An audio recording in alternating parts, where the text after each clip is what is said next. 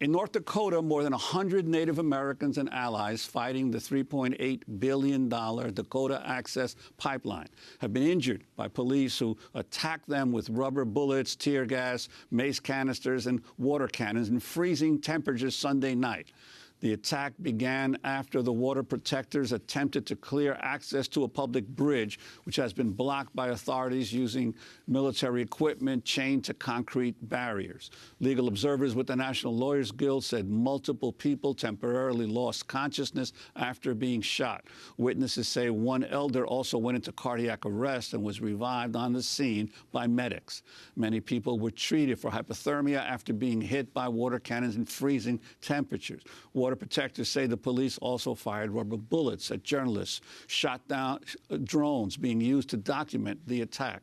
Both the Standing Rock Sioux Tribe and the Cheyenne River Sioux Tribe sent medical first aid responders. This is Angela Bibbins, a lawyer with the Red Owl Legal Collective, speaking in a telephone interview recorded by Dallas Goldtooth Sunday.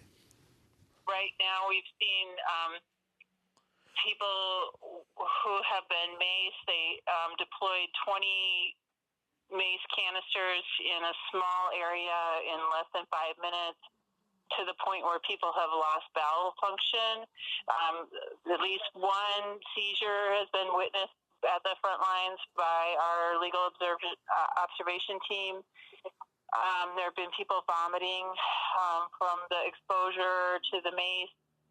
The water cannon has been mixed with the mace, and so even our legal observers have been exposed and are trying to deal with that while they're doing up their notes. And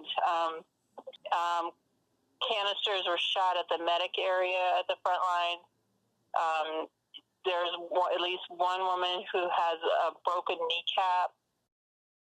At least one elder went into cardiac arrest and was revived through CPR at the front lines by medics.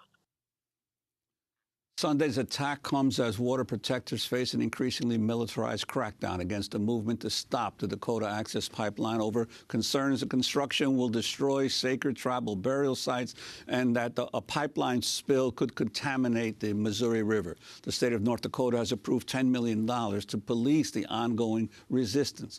North Dakota Governor Jack Dalrymple has activated the National Guard. Over 400 people have been arrested during the ongoing protests, and many report being subjected to strip searches while in the Morton County Jail in North Dakota.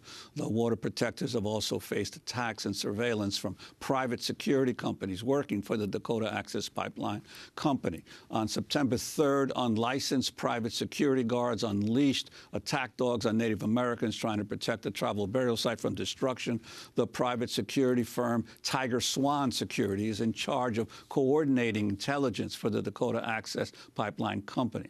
TigerSwan has links to the now defunct mercenary firm Blackwater. Well, for more, we're joined by Intercept reporter Jeremy Scahill, who has spent years reporting on private security contractors, including TigerSwan. Welcome back, Jeremy. What about the situation in North Dakota? Well, first of all, let's remember that we're speaking a week when there's the big American holiday, Thanksgiving, and I always think of the slaughter of the indigenous people in this country around this time of year, and people like Leonard Peltier, the political prisoner who unfortunately, it seems like yet another president is going to leave office without pardoning Leonard Peltier. But to watch what we're seeing come out of the protesters on this, the protectors on this indigenous land, facing down against environmental destroying companies, really brings home the kind of utter hypocrisy of the narrative about the United States of America. But also, if you look at the way that these indigenous people and their supporters are being treated versus the Bundy ranchers, who didn't occupy their native land, they went and they took over federal land with weapons and ended up getting acquitted, including of the charges that they were very clearly guilty of, which is all these weapons possession charges. And it makes you wonder if this is the state of affairs under President Obama, who actually has visited native reservations and native territories, what's going to happen under Trump? And this firm, TigerSwan, was founded by a Delta Force operative named James Reese and has done voluminous amounts of covert and overt work for the U.S. military in Iraq and Afghanistan and elsewhere around the world. And you know, you realize that you have this convergence of all that has been so wrong in the post 9/11 world with these big environment-destroying companies, stripping even further of indigenous rights, private security forces, the brutality against protesters, the paramilitarization of law enforcement, and now our incoming president, I still feel strange saying that, Donald Trump, also has business connections to the pipeline project. Is he going to divest? Is he going to? I mean, this is going to go from the level of Obama just being, really bad on these policies to Trump actively trying to make it worse for the environment. Well, in a recent interview, the head of the company behind the Dakota Access Pipeline, Kelsey Warren of Energy Transfer Partners, said he's 100% confident that Trump will support the completion of the Dakota Access Pipeline. Kelsey Warren has donated more than $100,000 to Trump's campaign, while Trump himself has between $500,000 and $1 million invested in Energy Transfer Partners, according to his own disclosures. Oh, no, and I remember, you and I were talking about this back when, when Cheney was coming in, and then we were talking about Enron, and we were talking about the people that they put on their commission about energy.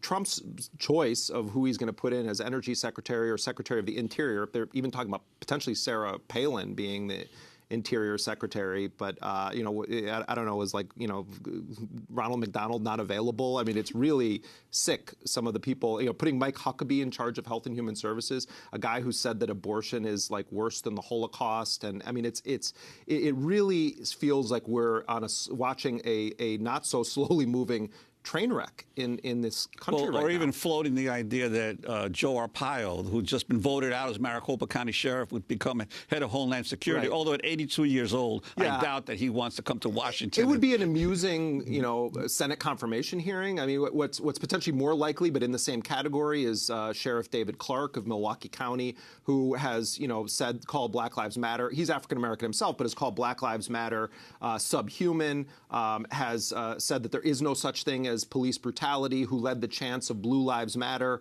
at the Republican National Convention, and is a regular on Bill O'Reilly's show and others and Hannity on Fox News. One thing I forgot to mention when we're talking about the cabinet that Trump is putting together on a national security level, we should remember that National Security Advisor is not Senate confirmed, and it's an extraordinarily powerful position that has definitions going back to 1947, but basically is like a parallel, unaccountable national security apparatus, and it's very secretive how it operates, and it's up to the whims of a particular administration. But also, Flynn and Mattis, if Mattis is to be defense secretary, would require waivers to be issued for them, because you're not allowed to go from uniform within the last 7 years to a civilian position without a waiver from Congress. Why is that? It's because there has to be chain of command where civilians are directing the military. Otherwise, you start to veer into territory of a military dictatorship or a military state. And it seems like that's part of what Trump actually wants. It could be coincidence that these guys were just recent military people, but you do have to, because it's Trump, take into account the possibility that he really does want what amounts to a dictatorship of the executive branch, where these policies actually are dictated by the military and not necessarily the civilian chain of command outside of him and Pence. I think we have about a minute left, but Jeremy, I wanted to ask you, in terms of the, you reached out to the Morton County Sheriff's Office to try to get some information on the private security firms. What happened? Morton County Sheriff's, they released documents, internal documents about their investigation into the dog handlers, and what they inadvertently revealed was that this company, TigerSwan, run by these Delta Force guys, was actually in charge of coordinating the intelligence operations against the protesters. One word of advice to all the protesters there: do not believe that your cell phones or your computers are clean and uncompromised. I guarantee you that they're using the entire suite of surveillance devices. I know that people have been complaining that their cell phones have been down, their internet have been down. That can be caused by surveillance weaponry targeting their devices. It could be because there's so many people using them. But my guess would be that they are using people's devices, meaning law enforcement and private security, as geo-tracking devices. And people should be very aware that the full CIA, NSA developed suite of tools that now have made it into the hands of local law enforcement in this country are most certainly trained on those activists and their supporters. Okay, well, I want to thank you for being with us. Jeremy Scahill, co-founder of The Intercept, where his most recent article is headlined, Mike Pence will be the most powerful Christian supremacist in U.S. history.